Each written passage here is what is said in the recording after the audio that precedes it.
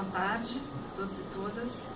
Queria cumprimentar a mesa, cumprimentar a professora Maria Margarida, cumprimentar pela pesquisa, pela PUC, né? A gente tem uma satisfação muito grande de poder vir a uma instituição como a PUC, né? Que a gente respeita profundamente.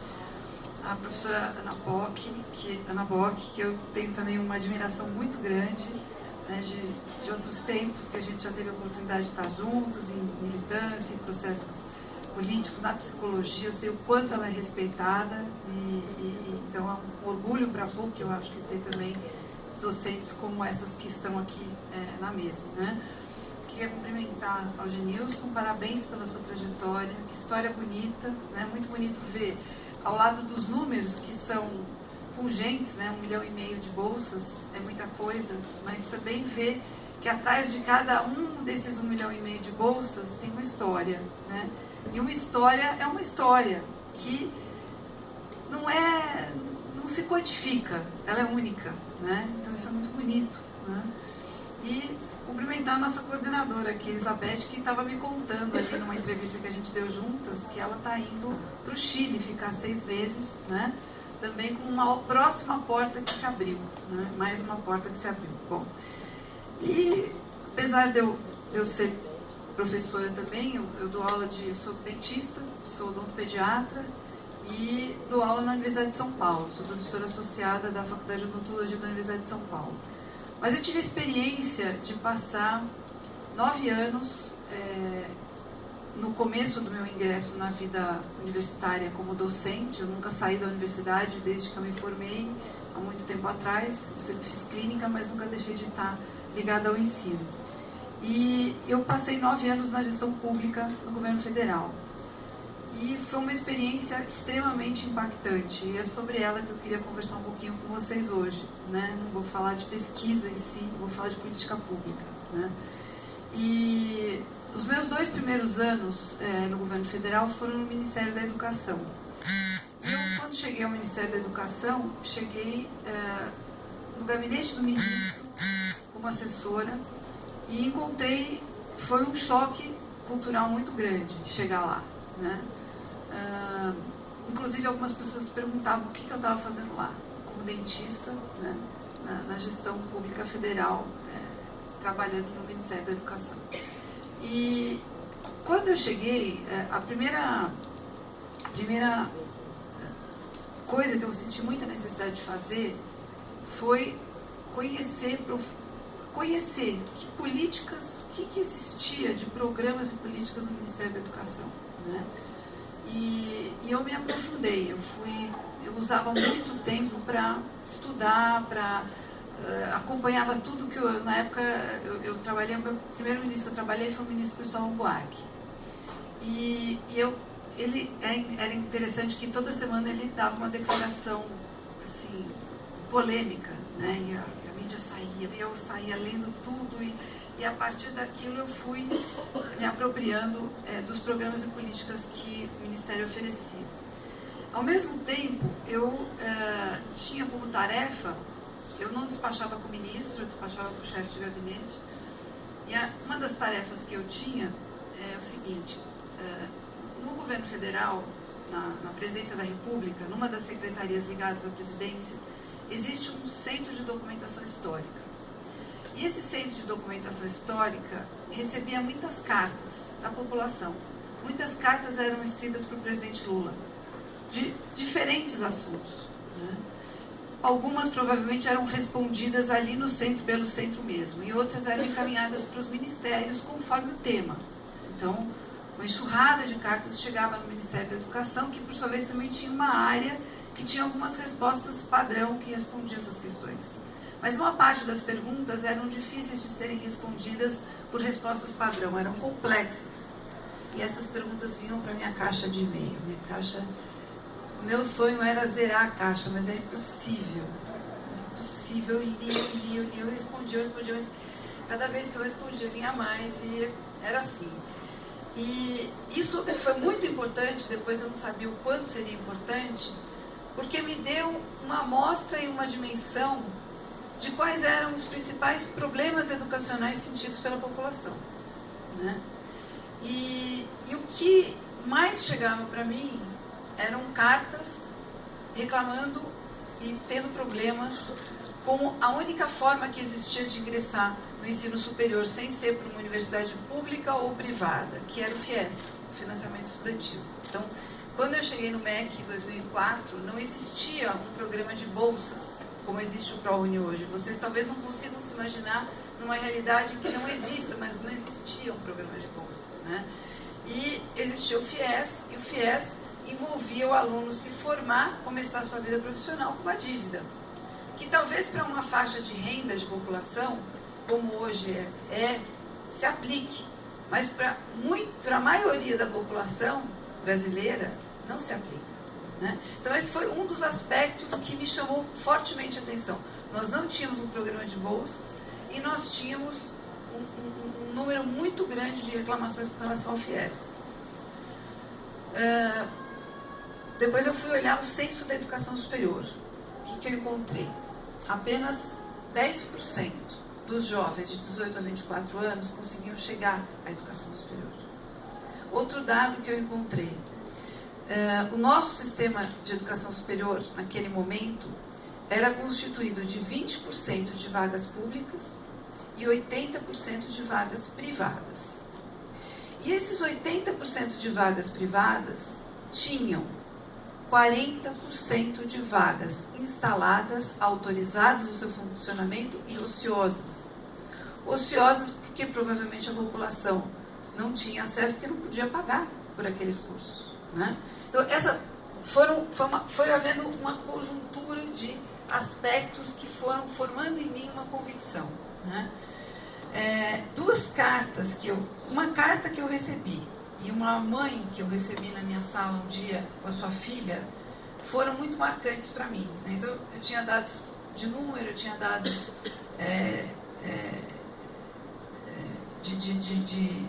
das políticas, dos programas que existiam e que não existiam. E um dia eu recebi uma carta. Primeiro eu recebi uma mãe. Essa mãe, ela era uma professora de educação física, né? Então formada na educação superior, e a filha dela tinha passado no vestibular para nutrição numa instituição privada que ela não podia pagar. E ela, chorando na minha sala, disse: eu fiz educação superior, como é que eu não posso proporcionar para minha filha uma educação que eu tive, né? Muitos de vocês provavelmente são o primeiro da sua geração a ter acesso à educação superior, que é uma coisa uma conquista maravilhosa, né? Vocês são todos vencedores, campeões, né? Então imagina essa mãe que não tinha essa possibilidade. Ela chorou na minha sala e eu não tinha o que dizer para ela, né? Eu falei, ela tem razão, né? Bom, uma carta, uma das cartas que eu recebi, que foi a carta que mais me impactou sobre as reclamações que vinham do FIES. Naquele tempo, o FIES hoje melhorou muito. O FIES hoje não tem fiador, o fiador é o próprio Ministério da Educação, a taxa de juro é muito mais baixa. Então, hoje o FIES se viabilizou de outra forma. Além de ter o ProUni, o FIES foi aperfeiçoado. Outra coisa é que, além de ter o ProUni e o FIES, depois do ProUni, o atual prefeito, quando então ministro da Educação, junto com o presidente Lula, fez uma expansão nunca vista antes na educação superior do nosso país pública. Então, foram dobradas as vagas de ingresso nas universidades públicas federais. O processo de ingresso se tornou o Enem e o SISU, unificado, não era assim. Quem queria fazer um vestibular no Acre tinha que ir lá no Acre, se deslocar até o Acre para fazer uma prova. Hoje, você, com a nota do Enem, você tem acesso a toda a rede de educação superior pública e privada, né? E não tira a questão do mérito, é por nota, por desempenho, né? Foram abertos 126 novos campi universitários e todos eles interiorizados, nenhum na capital. Então, se você viajar pelo interior do Brasil, você vai ver o quanto a educação superior está mudando o interior do Brasil. E isso foi uma expansão da universidade pública, para dizer que o ProUni não veio sozinho, ele veio primeiro, porque era o que estava à mão para fazer primeiro. E nós apanhamos muito da universidade pública, porque achavam que a gente estava favorecendo as universidades privadas, né? Eu tenho um catatal, assim, outro dia, escrevendo a história do FIES, me pediram um projeto da história do ProUni, o projeto que deu origem, né? Porque fui eu que escrevi o projeto que deu origem, muito em colaboração com o Fernando, né? Com a Haddad. E, bom, a carta do FIES que eu li era uma mãe que era fiadora do seu filho. O seu filho se formou pelo FIES em engenharia. 6 meses depois dele se formar, ele faleceu. E nem a regra de caducar, porque normalmente quando a pessoa que tem uma dívida falece, a dívida é que tá assim, deixa de existir. O FIES não tinha essa regra. Então essa mãe ia cada 6 meses lá pagar o financiamento, né? E ela viveu o luto de novo, da perda de um sonho, da perda do filho, né? Então essas questões foram formando para mim uma convicção, para além de olhar a política pública, mas olhar a realidade das pessoas, de que alguma coisa precisava ser feita, um sentimento de urgência, né? Bom, eu comecei, aí teve mais um aspecto, né, depois desses aspectos todos. Antes de ir para o Ministério da Educação, eu trabalhei 8 anos numa universidade privada, na Universidade de Guarulhos. Eu dei aula 8 anos na Universidade de Guarulhos. E ela era uma universidade que tinha uma organização administrativa como filantrópica, né, sem fins lucrativos. E, ao ser sem fins lucrativos, essas instituições têm uma isenção de impostos que era computada de várias maneiras. Então, por exemplo, nós atendíamos crianças, adultos, para oferecer tratamento odontológico. Mas a gente oferecia esse tratamento para fins pedagógicos para os estudantes. Os alunos faziam esse atendimento para fins pedagógicos. E isso era computado como filantropia e gerava isenção de impostos, né? Então, você podia pensar, é isso mesmo, tem que ser isso. Bom, então, isso foi uma coisa que eu tinha na cabeça. Quando o prefeito Fernando Haddad ele trabalhou na prefeitura, antes de ser ministro da Educação, ele trabalhou na prefeitura de São Paulo, na Secretaria de Finanças. E naquele momento, ele às vezes me contava, naquele momento eu não tinha chegado a trabalhar com políticas públicas, mas já admirava as possibilidades. Então, o que ele fez aqui em São Paulo, naquele momento? Era uma necessidade fazer com que os professores da educação básica tivessem nível superior. Hoje a maioria já tem. Naquele momento era uma meta, mas que não estava atingida. Então ele precisava ampliar o acesso dos professores da rede pública básica aos cursos de pedagogia. Então ele entrou em acordo, só que isso não foi à frente, mas ele chegou a fazer um acordo com algumas instituições de ensino em São Paulo, trocando o ISS, dando a essas instituições isenção de um imposto municipal, que é o ISS, não uma isenção, na verdade, a troca do imposto por vagas. Então, eu sabia que essa engenharia já tinha sido tentada. E a primeira vez que eu falei com ele sobre isso, será que a gente não consegue fazer uma troca de impostos no governo federal para criar um programa de bolsas? E ele, no começo, estava desanimado, ele falou, eu já tentei, isso não deu certo. Mas eu fui conversando a fundo, por que não deu certo? O que aconteceu? Vamos tentar, você me ajuda? Eu vou escrever o projeto, você me ajuda?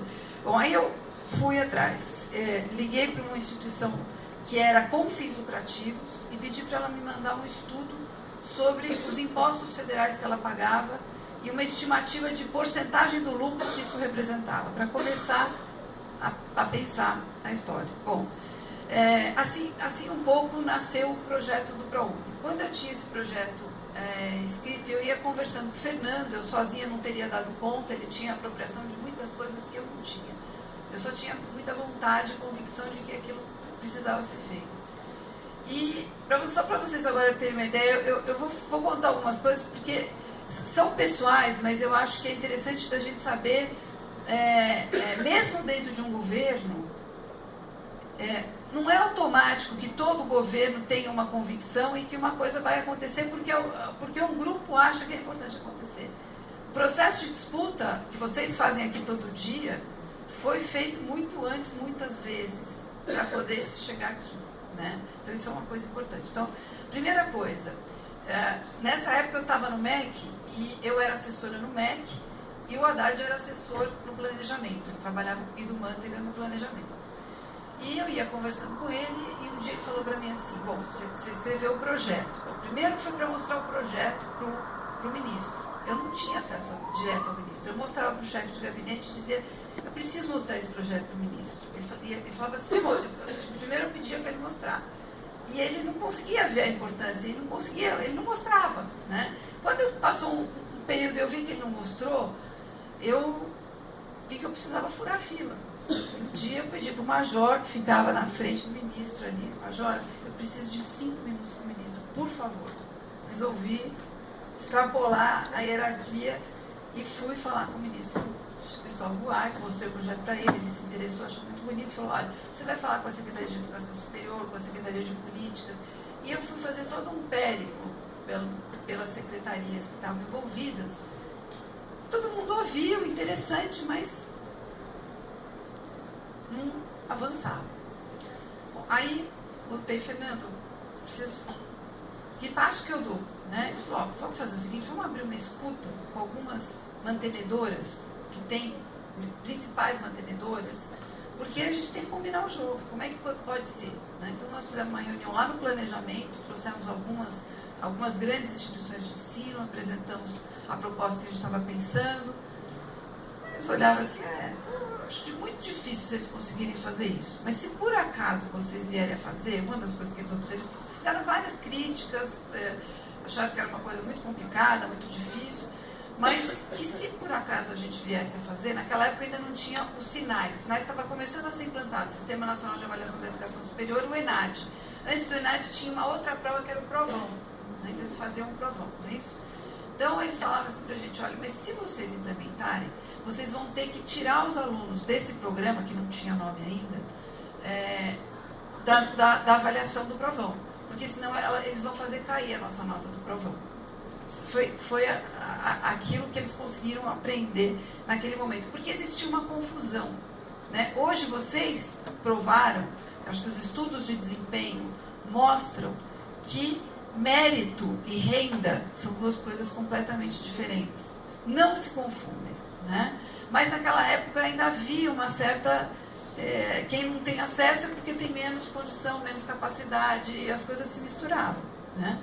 Então, vocês têm esse papel de ter comprovado isso também. Bom, passada essa etapa, enquanto estava o ministro Cristóvão, eu não estava conseguindo emplacar, né, o projeto. Por enquanto, nesse momento, era só um projeto. Bom, aí houve uma mudança no Ministério da Educação, e assumiu o Ministério da Educação o ministro Tarso Genro, que acabou convidando o Haddad, que estava no planejamento, para assumir a Secretaria Executiva do Ministério da Educação.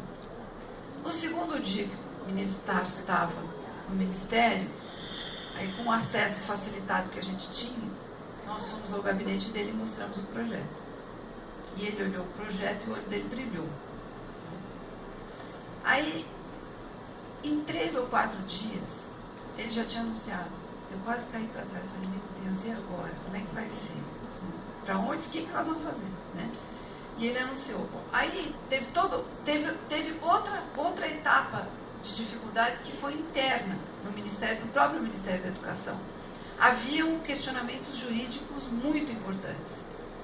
Vocês vão lembrar que o ProUni sofreu uma ação de inconstitucionalidade.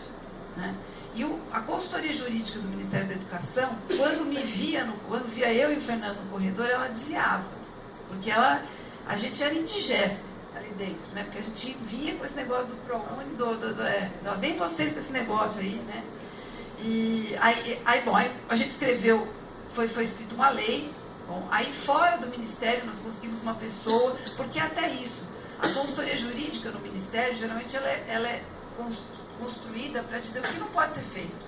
E nem sempre ela é pensada para ser propositiva. Hoje isso está mudando um pouco, mas ela não é propositiva. Bom, minha função como advogado não pode ser só interpretar a lei que existe, mas tem que ser formular novas leis para que novas ações possam ser feitas. Né? E acabou isso sendo feito uma equipe fora, e foi o Fernando que conseguiu levar e desatar esse nó jurídico para que pudesse ser feita a medida provisória. Bom, vencido o problema interno no Ministério, aí quando anunciou, o Ministério começou a apanhar de todo lado. Eu tenho a coleção de jornais, de matérias que saiu em todos os jornais. O setor privado batia porque tinha entendido do que se tratava, o setor público batia porque achava que estava fortalecendo o público. Era o pior dos mundos, a gente tinha todo mundo contra a gente. Né? E o presidente Lula, pelo valor que dava para a educação, bancou, né, saiu como uma medida provisória, ou seja, antes de discutir no Congresso, ele baixou uma medida provisória e implementou o programa. Bom, aí, antes disso também teve mais uma dificuldade, que foi a Secretaria de Fazenda, o Ministério da Fazenda. Porque até eles fazerem todas as contas do impacto, mesmo sendo uma isenção que já acontecia, tinha uma certa complexidade, que aí o presidente Lula arbitrou a favor do Ministério da Educação. Né? Mas foram alguns meses de discussão. Quando foi para o Congresso Nacional, o Congresso Nacional tem uma grande representação de entidades públicas de várias naturezas, como a professora Margarida colocou. Tem privadas e privadas, tem muitos tipos de... A PUC é uma instituição altamente respeitável, altamente humanista, voltada para o bem público, mesmo sendo privada, mas tem outras instituições privadas que têm um foco muito grande no lucro, e não tanto só no processo educacional. E muitas vezes estão representadas ali no Congresso. Então a gente tinha a medida provisória foi implantada, colocando a isenção, a troca de impostos por bolsas no patamar de 20%, que foi o cálculo inicial que a gente fez. Quando foi para o Congresso, isso baixou primeiro para 7%, depois no Senado nós conseguimos subir para 10%. A gente ia gabinete por gabinete dos senadores com um gráfico mostrando quantas vagas representava no seu estado aquilo, para tentar convencer eles de que era importante subir um pouquinho esse patamar. Tudo bem, chegamos nos 10% e foi aprovado. Né? Mas assim, um pouco é que começou o ProUni. Né? E a gente vê como que a dificuldade, o desafio que acontece às vezes, por exemplo, na mídia, só saía notícia ruim. Né? Na mídia brasileira, sobre o programa. Então a gente não tinha como conversar com a população e dizer que era uma coisa positiva, não conseguia apoio de lugar nenhum. E aí um dia veio um jornalista do Financial Times para entrevistar o ministro Tarso Genro. O ministro Tarso Genro falou com ele sobre o programa. Até o nome, eu estava escrevendo o projeto e tinha que ter um nome. E como a logo do governo era Brasil, um país de todos, que era a logo do governo, né? E achei que Universidade para Todos falava bem do que se tratava. Então, por isso que ficou Universidade para Todos. E esse jornalista falou 5 ou 10 minutos com o ministro Tarso, ele tinha outra agenda, e falou assim, ó, vai lá, conversa com a Ana Estela, que se precisar mais de informação, ela vai saber te dar. E esse jornalista, eu até estranhei, porque ele, diferente de outras matérias, que às vezes já vem com o lead pronto, só para tomar uma declaração tua e publicar do jeito que... Ele conversou detalhadamente, fez várias perguntas, aí eu esqueci o assunto, né? Não acompanhei. Um dia meu irmão, que é advogado e acompanha esse tipo de mídia, né, me ligou, falou, você não acredita, tem uma matéria no Financial Times sobre o ProUni, né? Você, inclusive, o jornalista cita você.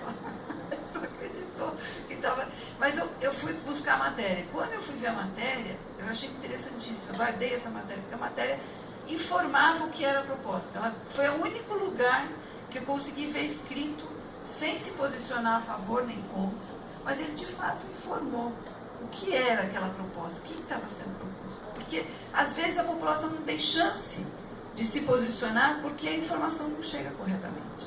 Né? Então, são aprendizados que eu fui tendo. Nunca mais li um jornal, depois de viver tudo isso, da mesma forma. A gente muda muito a forma de ver as coisas, de interpretar os fatos e as notícias. Né? Bom, daí para frente, aí foi todo o processo de usar o Enem para o ingresso. Isso é muito importante porque mantém a questão do mérito, né? A questão das cotas que foram combinadas com o sistema de ingresso, né? E quando foi em 2011, talvez a última coisa que eu conte aqui para vocês, em 2011, eu já estava no Ministério da Saúde, eu passei depois 7 anos no Ministério da Saúde, à frente das políticas de formação na área da saúde. E estava se formando a primeira turma de medicina. Né? Então nós organizamos um encontro, os primeiros 500 ProUnistas que estavam se formando em todo o país em medicina, né? Se eu não me engano, alguns da PUC, Sorocaba, estiveram lá. Né? E trouxemos o ministro, o presidente, e trouxemos assim informações sobre as políticas que o SUS oferecia, porque nós temos hoje tínhamos a residência, uma série de políticas que podiam ser um campo de trabalho, né? E o presidente Lula, então, foi, mas ele ficou tão emocionado e tão feliz nesse encontro que ele não saiu enquanto ele não fez uma foto, todo mundo queria tirar foto com ele, né? E ele ficou um tempão depois que acabou o evento tirando foto com todo mundo. Mas o que eu fiquei muito encantada de ver com esses meninos que estavam lá, primeiro foi a postura, né, de vocês, posso dizer, né, porque uma postura assim, primeiro de gratidão, né, por ter a oportunidade de reconhecimento, de humildade. Estavam todos hospedados no Tulip lá, ninguém se sentiu embevecido por causa disso, estava todo mundo muito tranquilo e focado no que a gente estava conversando. E quando a gente colheu alguns depoimentos, quer dizer, apesar, um dos desafios de vocês, com certeza, mesmo tendo a bolsa, são os aspectos de manutenção, né? Então tem a bolsa permanência, mas mesmo a bolsa permanência é tudo muito contado, né? Porque estudar envolve gastos, envolve livros, envolve se alimentar, transporte, tudo isso, né? Agora tem um bilhete único para o estudante, né?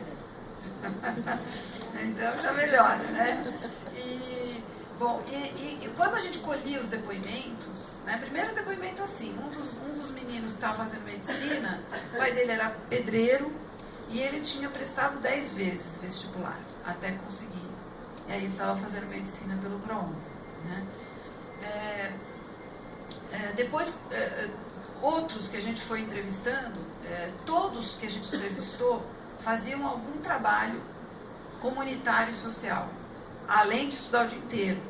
Tipo, eu preciso devolver para a sociedade o que eu estou recebendo. Que muitas vezes um aluno que tem a facilidade de chegar na educação superior esquece, né? A relevância social é a função social cidadã que tem educação superior.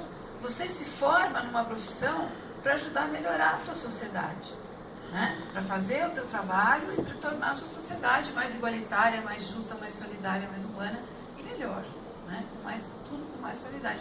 A gente não pode esquecer dessa responsabilidade que a gente tem como profissional, né? E todos eles eu senti muito imbuídos dessa responsabilidade, né? Vendo aqui, a maioria dos que fazem ProUni, eu estava dando uma olhadinha nos dados da professora Maria Margarida, são jovens. Mas a gente tem um grupo de pessoas mais velhas. Quando foi a cerimônia da Bolsa número 1 milhão, que foi feita lá no Palácio do Planalto, nós estávamos presentes. Uma das meninas que deu entrevista, né, uma delas, um rapaz estava entrando para trabalhar num prédio da Petrobras, já o seu primeiro emprego, e nesse prédio a mãe dele, inclusive, fazia a faxina. E ele estava entrando por um outro contexto, por um outro espaço. Mas tinha uma moça que se formou em medicina de família, em medicina, estava empregada no SUS como médica de família e comunidade, ganhando lá um salário de 10, 15 mil reais, e a mãe dela agora tinha ido fazer o curso de psicologia. Ela tratou a mãe dela que teve depressão, e a mãe dela, depois disso, pelo ProUni, foi fazer o curso de psicologia, né? Então, assim, eu queria cumprimentar vocês por terem constituído o coletivo ProUnice. Tá? Vocês têm o Facebook, né? Eu já fiz minha solicitação de amizade, quero ser amiga de vocês, tá? Espero que vocês me aceitem. E eu acho que é muito importante vocês terem essa organização, vocês baterem no peito e dizerem que vocês têm orgulho de ser prounistas. Vocês são campeões, vocês são vencedores, vocês têm que ter um espaço reservado para vocês. Eu acho que os primeiros que chegam é um desafio imenso, é muito opressor. É opressor chegar na instituição de ensino superior e encontrar, eu tenho certeza que o que vocês encontram são muitas dificuldades, muitos desníveis, e discriminação.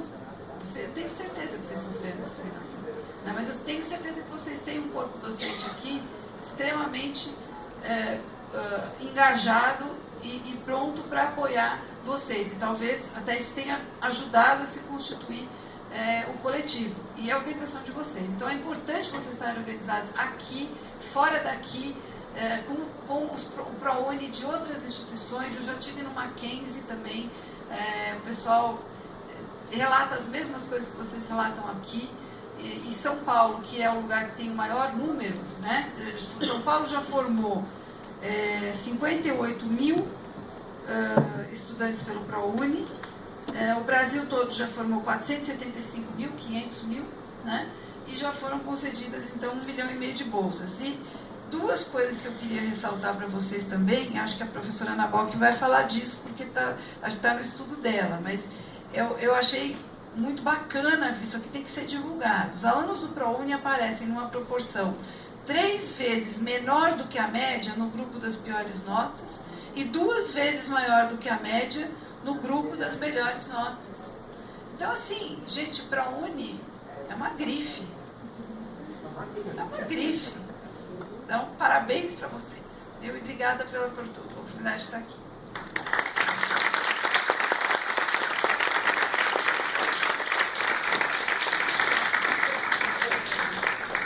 Nós aqui agradecemos a sua presença e agora eu vou passar a palavra para a professora doutora Ana Bock.